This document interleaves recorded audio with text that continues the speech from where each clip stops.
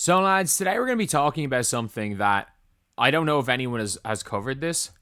I don't know if anyone has covered all of this, or if it's just me, or if this is just something that nobody really noticed.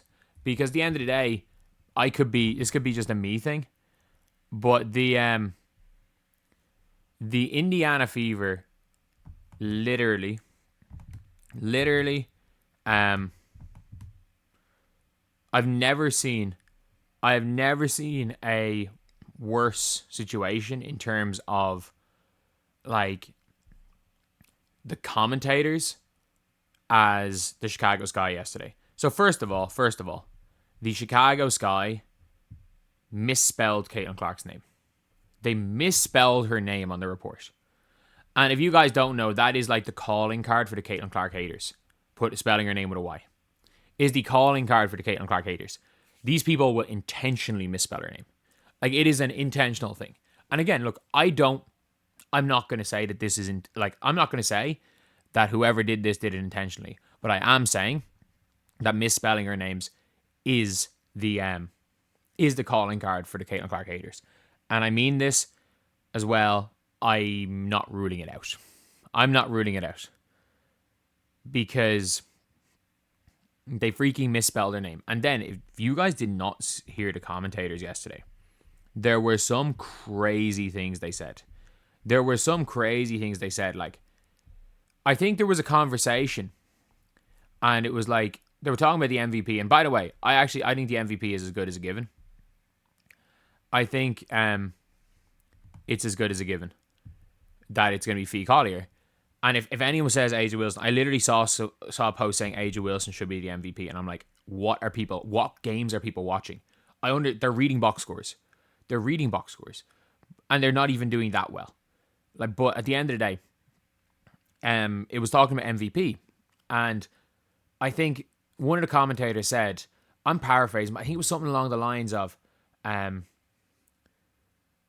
it's going to be hard for Caitlin Clark to win MVP. No player that has ever missed more than 3 games won MVP, and she's already missed 4. Obviously, because until like 3 seasons ago, the season was 30 games. There's now 44. So she could probably miss 5 to 6 games and still be in the MVP shout. Anything more, probably not. But when they basically responded with, she doesn't have a chance anyway. And I'm like, I'm definitely paraphrasing it. I think it was like, along the lines of, like, she's not going to win the Fee Collier. And to be fair, like, they're not wrong, but it's crazy on commentary. But they spent the whole game taking shots at Caitlin Clark. Like, every time the Fever did something well, it was literally like, it was like the Caitlin haters that were like, yes, the Fever are better without Caitlin Clark. Look. And it was like, and part of it, they were like, DeWanna Bonner's really come alive. DeWanna Bonner's been great without Caitlin Clark. And I'm like, dude, DeWanna Bonner was terrible yesterday until garbage time. Like, DeWanna Bonner went 2 of 6, was a -1. She hit 2 threes. She was a -1 in a 30-point win, and she played 20 minutes. And plus minus isn't everything. But in the 21 minutes she was off the floor, the team won by 28 points. In the 19 minutes she was on the floor, they lost by 1. And again, plus minus does not mean everything in basketball. It does not mean everything, but it means something. It doesn't mean everything, but it means something. Like, they're talking about, every time DeWanna Bonner hit a shot, it was like, oh, the ball moving so much better. And it's like, the Fever moved the ball so much better at Caitlin Clark. And it's like, did you watch the Sydney Colson minutes outside of the 3 minutes out of the third quarter? They were like, the Fever, I'm not joking when I say this, they set their season high in turnovers. The Fever set their season high in turnovers yesterday. The Fever they hit some crazy shots, shot probably the worst quality shots they've had. They just helped the Chicago Sky don't play defense. That they don't play defense at all. And I'm not saying they can't play defense, because Cardoso can play defense when she wants to. Angel can play defense when she wants to. So can Elizabeth Williams. So can Beck Allen. So can like a lot of these players. So can Onion Were. They choose not to play defense. This team doesn't. As a team, they don't play defense. But it's a real tough one when it comes to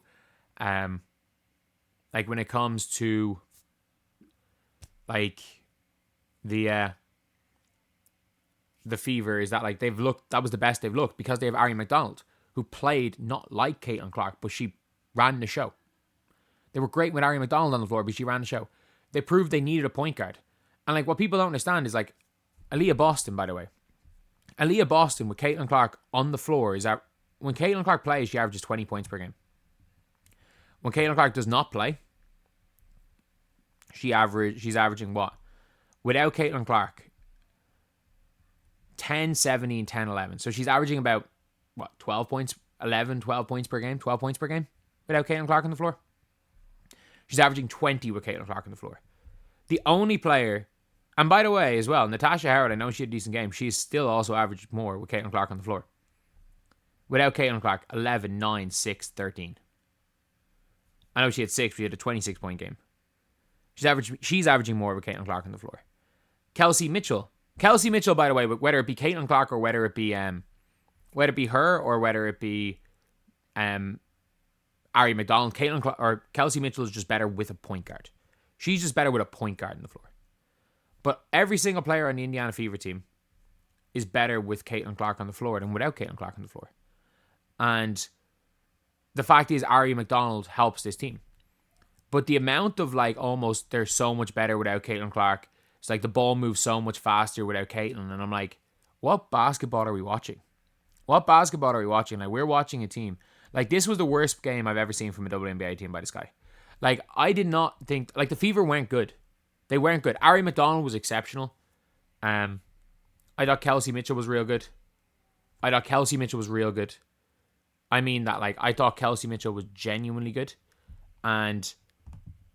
Sorry, apologies. Even when I'm not in my freaking setup, stuff's going wrong. Stuff's going wrong all the time. But I thought Kelsey Mitchell was real good. I thought there were individual players that played real well for the Fever yesterday. I thought the Sky were just that bad. But we watched a commentator spend the majority of the game basically trying to go at a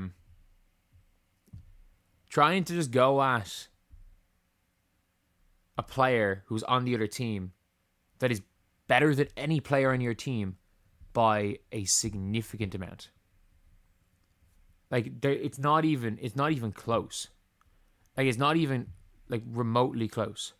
Caitlin Clark is better than any player on the Sky by a huge amount. Aaliyah Boston is in fairness, when Ariel Atkins gets hot, it's a different story. When Ariel Atkins gets hot, I don't want to criticize Ariel Atkins, because when she gets hot, Ariel Atkins, those one leg shots she was missing yesterday, we've seen Ariel Atkins hit them as a Fever fan, and she just gets nuclear hot. She can beat Kelsey Mitchell at times. But we listened to commentators. We listened to the arena. We saw the arena misspell her name. We saw the home team commentators spend the whole game going at a player who wasn't there and almost seeming happy that the Fever destroyed the Sky because it could help a narrative that Caitlin Clark, they don't need Caitlin Clark. And by the way, the fact that the Fever don't need Caitlin Clark to beat garbage teams like the Sky is actually a good thing. Because I was scared. I called the Sky to win. I was wrong. Thank God. It was a free hit. They don't need a Caitlin Clark. They don't need a coach. You don't want to know what was the scariest thing. The ball moved and they ran quicker with no coach. They were better with no coach than with a coach. But no, this was the second best game they played this year. Actually, no, honestly, the second best game they played this year was the Liberty game as a team. But this is one of the best games they played all year because the Sky are that bad. They are legitimately that bad. But anyway, I'll see you guys.